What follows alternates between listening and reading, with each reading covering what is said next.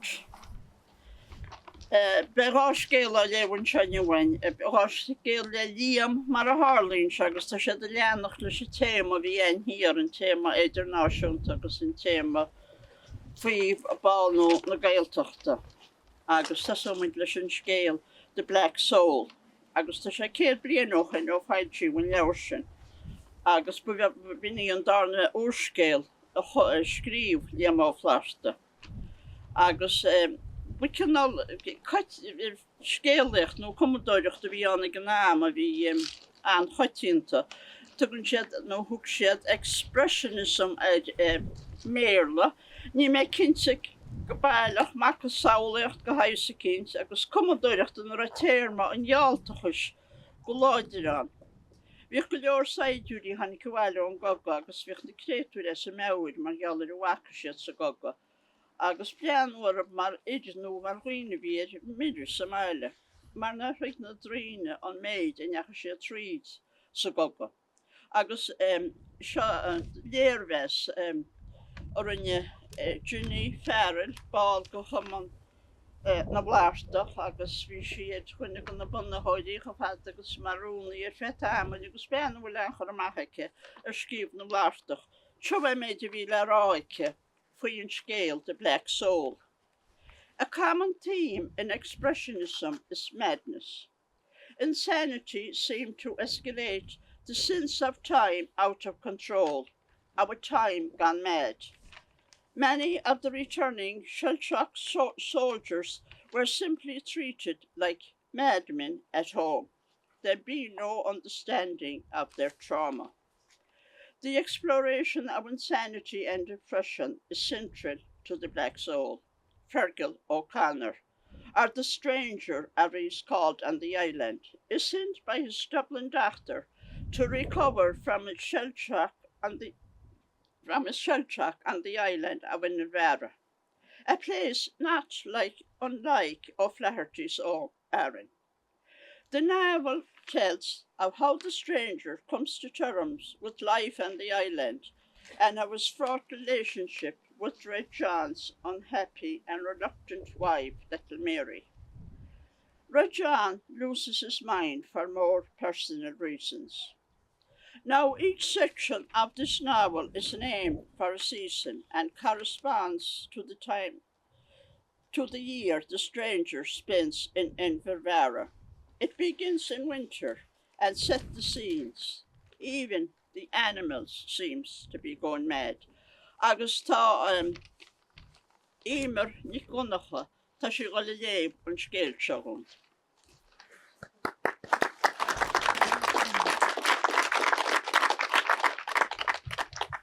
In winter, all things die. So shrieked the wind coming over the sea from the west. It rose from the sea and whirled upwards over the land. It mounted the wall of boulders that protected Rúrach on the west. It skirted the hill of fate that guarded Rúrach on the south. It swept eastwards, flying straight in its fury between earth and sky, blasting the earth. The grass was plucked up by roots. Sheep fled bleating, seeking shelter among the crags. Horses neighed and ran in terror, their nostrils red. The goats wandering the cliffs snorted and ran eastwards to the hollow beyond Cuimhneacháin.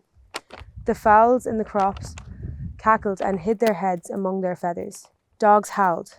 Pigs grunted and then huddled close together in their straw, whining. Old men sitting by the fires in their cabins shivered and felt that their death was near. A stranger comes to Inverara and the lonely and proud little Mary calls for him. She was thinking now of the man who had been in the cabin for the last 7 days. That week, he had come with her husband from Cuimhneacháin. I want to be left alone, he said, as he threw 2 suitcases on the kitchen floor. Great God, what a man he was. They said that the doctors had told him to come to Inverara as a cure for his nerves. He had been in the wars. At least so the people said. He had never spoken to her yet, or even looked at her, except as an automan who she did not care what they said. He was the kind of man she wanted. His great black eyes pierced her like a wolfhound's. When he bent his forehead when he bent his forehead into furrows and his eyebrows contracted.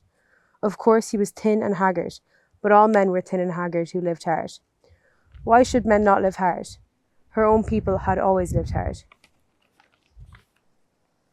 The stranger struggles with shell-shock-related depression, and in a funny scene, the ineffective island actor is called, and the scene reveals the general ignorance of trauma caused by war. The new doctor was from Dublin. He considered himself an important person and therefore always insisted on riding a saddled horse to visit a patient. Being too mean to buy a horse and feed it, he bought a cheap saddle and reins instead and compelled the islanders to bring him their horses for his use. He sat on the pony's back, a white muffler wound many times around his neck, in brand new russet riding breeches, and gaiters like an English sportsman in a film picture. He sat there, waiting, either because he was unable to dismount without assistance, or because he considered it improper for a gentleman to wait until somebody held the stirrup. Nothing the matter with you that I can see, said the doctor, lighting a cigarette. Been drinking too much, and you are suffering from acute indigestion. Just came back from the United States. A relative of these people. He waved his match in little Mary's direction. The stranger, having discovered that there was no danger of immediate death, and that his fears were all fantasies, now boiled with rage against this lout of a fellow. He grew choleric. His lips twitched and his nostrils curved upwards like a dog going to snarl, but he could say nothing. Still, the doctor was absolutely unmoved. Sorry, my man, he said. One gets irritable in a place like this. That sea must be lonely at nights. Dreadful place. Wonder the government doesn't. Ah, yes. This will be. Yes. Let's say 10 shillings. I'll send you a bottle, a spoonful, 3 times a day. Your husband, I believe. My good woman will take it over to you. And by crikey, I'd advise you to stop drinking. Get me my purse, said the stranger to little Mary. You'll find it in the portmanteau there. There, the black one. Quick. He snapped his fingers, eager to pay the doctor and get him out of the room before he should lose control of himself and strangle him. The ass, he muttered to himself, sitting up in the bed, twitching his toes and gripping the blanket with his hands, waiting for his purse. To think that I must be insulted by a fellow like that. Great Scott. Is this the way they treat everybody? Great Christ. If only I could beat his face into a pulp. He took a 10-shilling note from his purse with trembling hands and threw it to the doctor without speaking. The doctor caught it deftly between his fingers as it fluttered on the floor.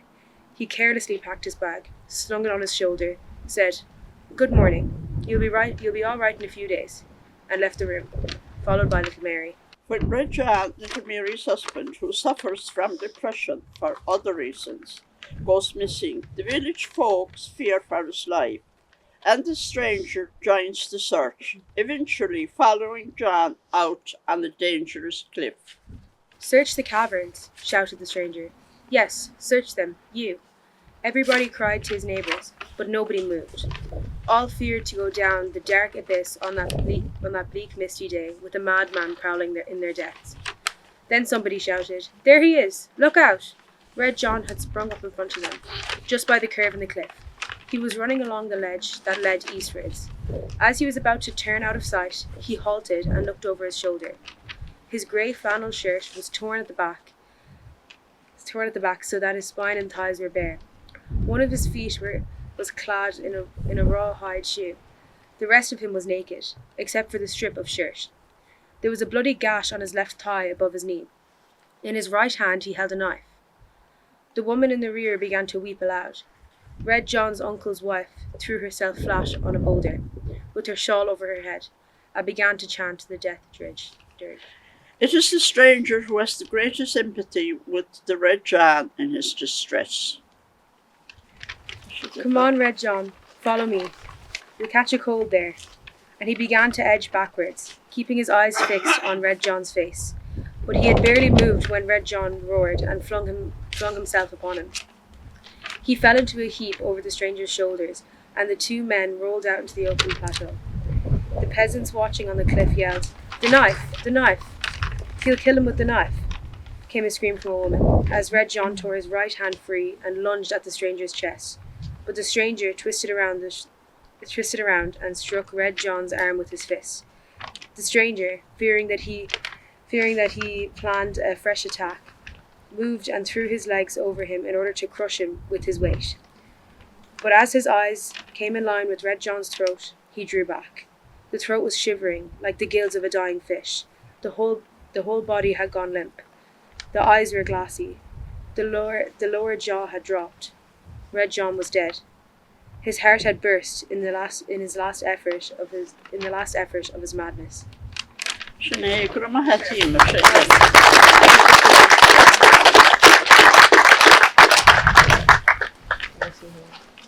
Agus in spé Eimear Ní Dhonnchadha, nó Eimear Ní Dhioráin go mo leiscéal, bhí sí an scéal ag dul imirce, ríist sé Liam Uí Fhlaithearta a scríomhann scéal treapaise.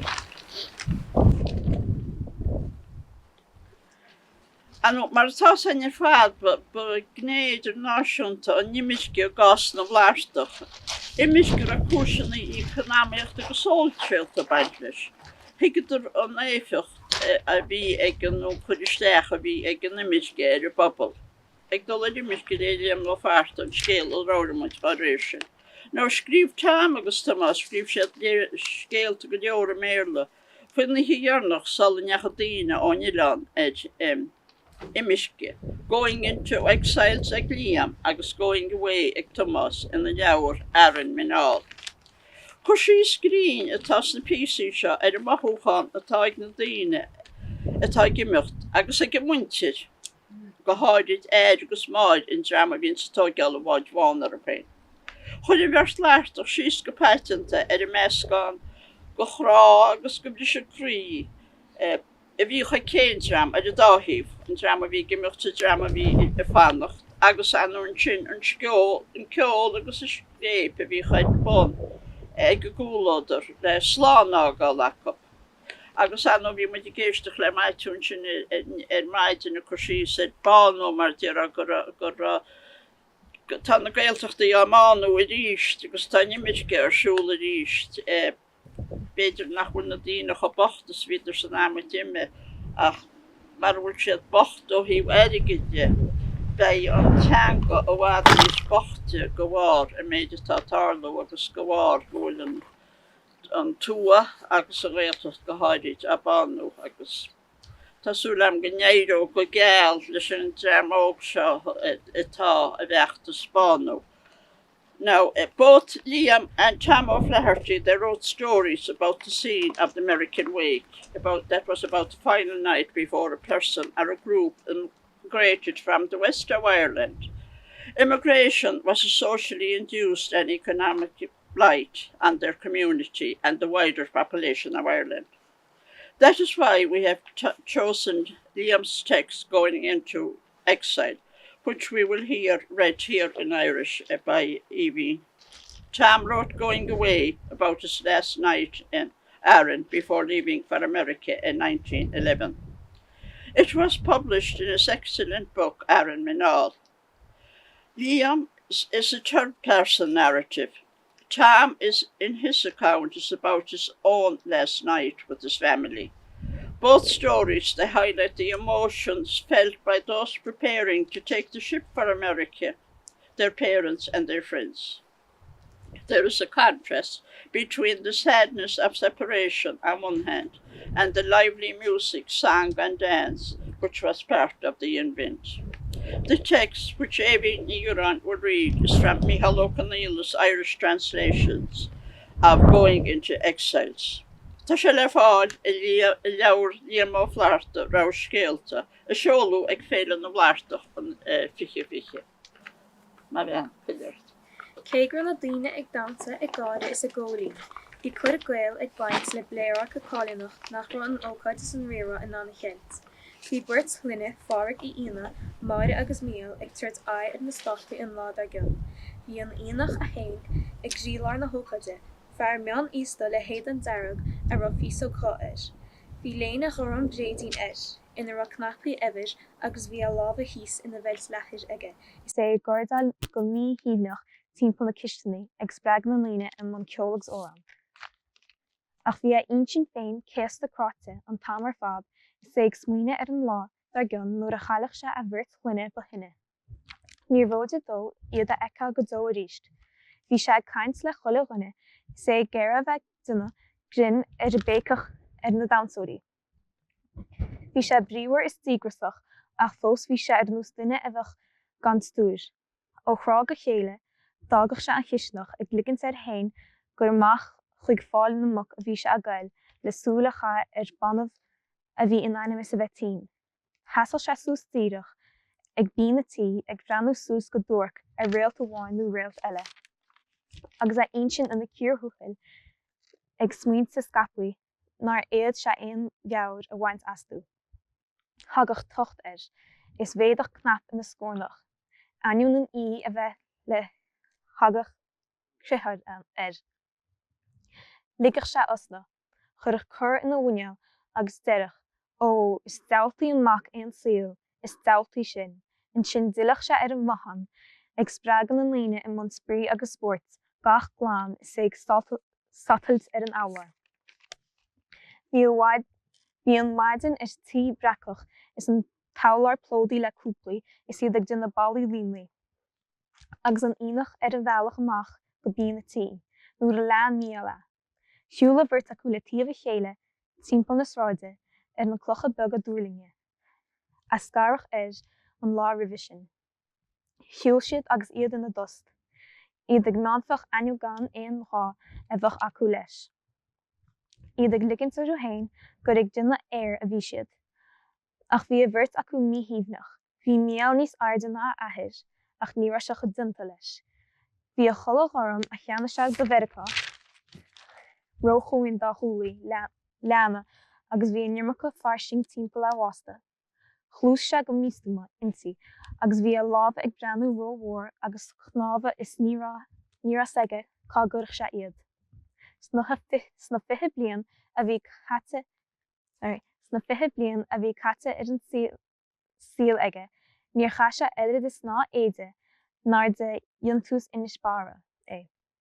Agus bhuatha sé na héadaí siopa seo strandséireach agus mí champertach, ar nús fir amach colachúnach ag baint ataí. Bhí a éad an neamh go thuas, agus bhí a thuúla goram ag glonú le scetimíní. Inis, is a ríist ghlánach sé an talas dá waithis le líonanna chapín bréidín lei. Faoi dhearc roth páric ó fianna an spotta a bhansa leis ag bí na tí. Stop sé, díide sús a hain ar a chála, a lábha i meilt a bhásta is rinne casach beg.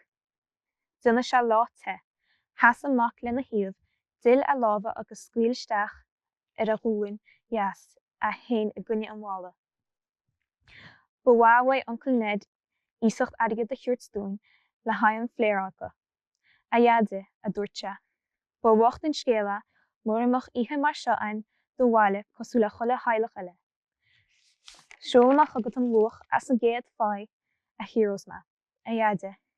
Fiú sul ma ícuim aige na fashinéireachta le Hanty Mary, ba chóir gomach na fíocha sin glánta am tíbhaiste de chead a bhí agus an sin beit tuile aige dám le seolach go rivan na lug. Wacha mia farúil agus fásta suas sé chur síos ar meach áineann na aige nuair a chroch sé Boston. Le spreacha a lábh, thíreach sé neart aige a dúirt sé leis hain. De mhara óige is chúil céadfach síl siúlach achtarúil a bheith aige. Rinne sé darmad ar fanúmid ar a grá crí a thagach nuair a smaoineach ar scaran le na hathair. Bhí a tathair ina thost ar feadh tamil. Bhí sé a breanú ar a spéir a lupa íochtar brúte amach aige. Héis tamil, lig sé osna is ag smaoinú ar rud a hínt, céad a deire amach.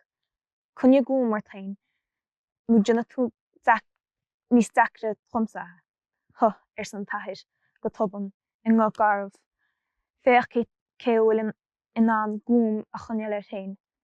Tá mé ceappa go bhfuil na héadaí nó sinart do do dhéanamh dí chéalaí. Stop se sul má lean do cho ísio. Bhí me smíú ar an ngáirí fataí úd a chur tú le féin an tarach se chatte nuair a bhíon fliú ormsa. Níocha me fear riamh a nach jab níos fearr is bocht an scéala. Tú a bhecht do chrutha leat chun bailla ón tír a chrutha díochait.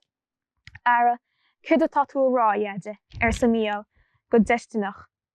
Nói, ní bhair duine tada riamh ón tála seo ach bochtanas agus crocmas aibre fataí salan. A se a dúirt sin tathir, agus ag osníl ach sé do chud talún féine. Agus chráise a bhaide le hir na spéide.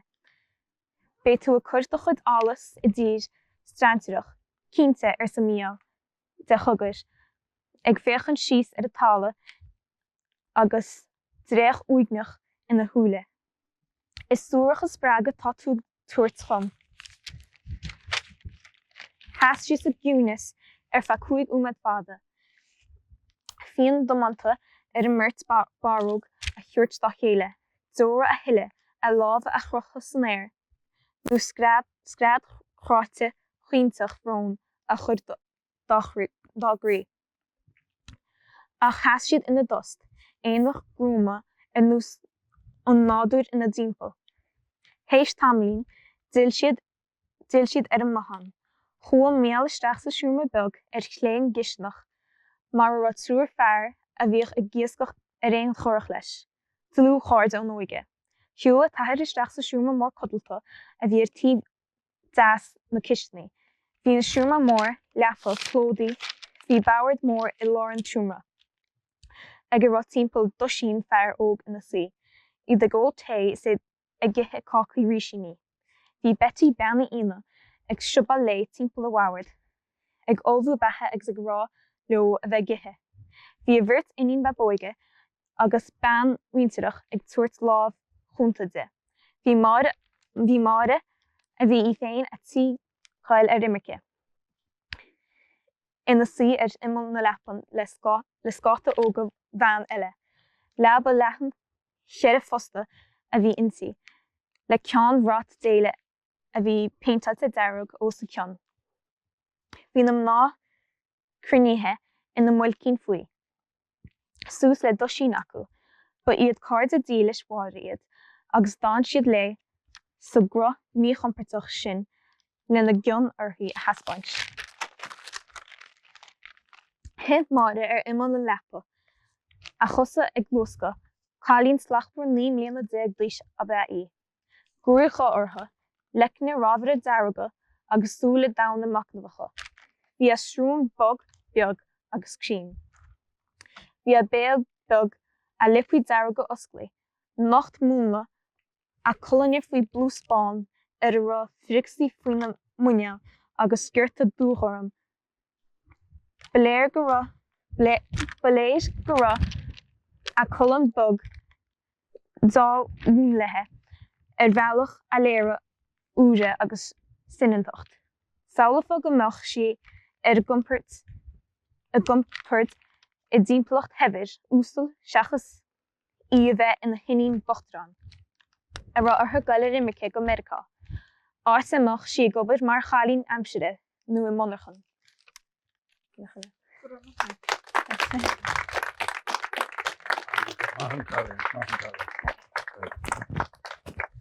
Scéal álainn bránach agus fada Gairdín is bebduine tháinig ar se bhile ar cuairt nó le fannacht. Tá siad a teacht bhile sa lá taine bháin agus iad a ggéar a chuir fúb sa máile ach ní bhíon teach le fáil le ceannach dacab na ní bhíon na chéad dacab teach a thógeal ar hálan na muinteire agus sin an fá go bhfuil rudúi chudonna taine bháin go bhfuil a bán óileán. Agus I chéad rud eile bheits ar siúlainn an nacht ná héidir sa hála scoléinechan, bheanscoil héidir ag rúnain. Agus bé an drama rinne Michael ó Coníla rinne sé leag an drama Cuimhneacháin go scéalta Liam Uí Fhlaithearta dúil agus béisteoirí nó commemorative a seaige thu sin na láid agus an í sin certideo meic le cúpla óran agus cúpla píos a ceúil agus siúr feice mit níos é. So, yeah, duna míreacht cean go dhéana leis an caint agus an plé a bhí ar siúlagan ar maidin leis an óran seo agus an tanamatéir ná Síocháin agus le ling coga i Bosnia agus Kosovo bhí me sé gobar an sin agus nuair tháinig mé rais go héireann dúirt Carolum John Moriarty dúirt sé take a háireann. And he said, go to the Aran Islands and walk it out of you.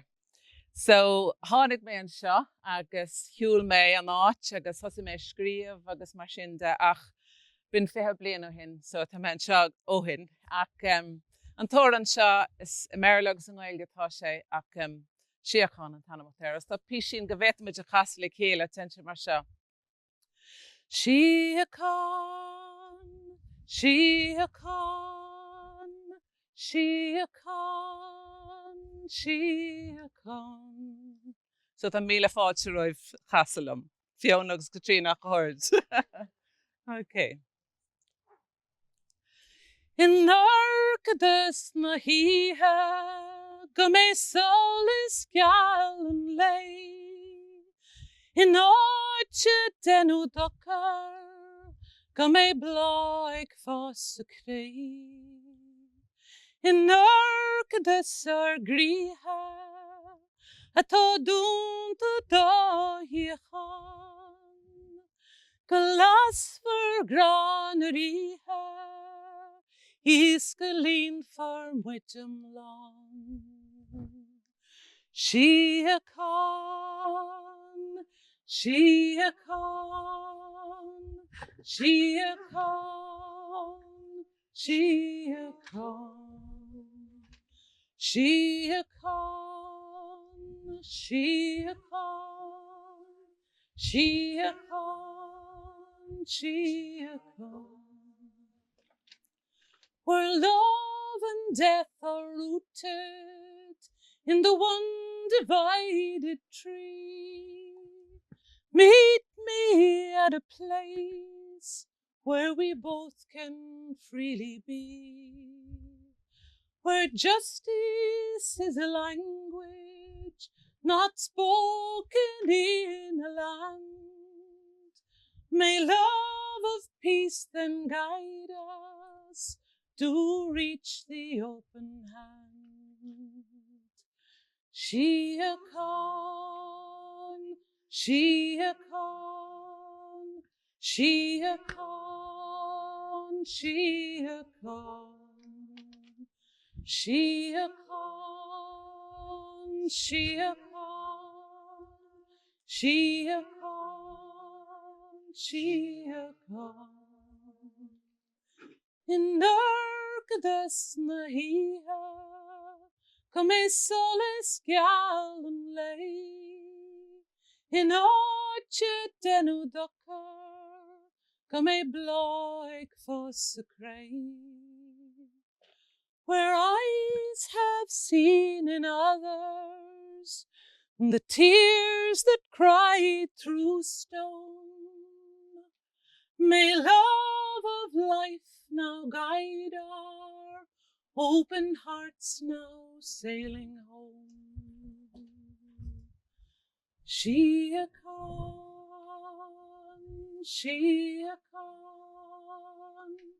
Síocháin, Síocháin, Síocháin, Síocháin, Síocháin, Síocháin.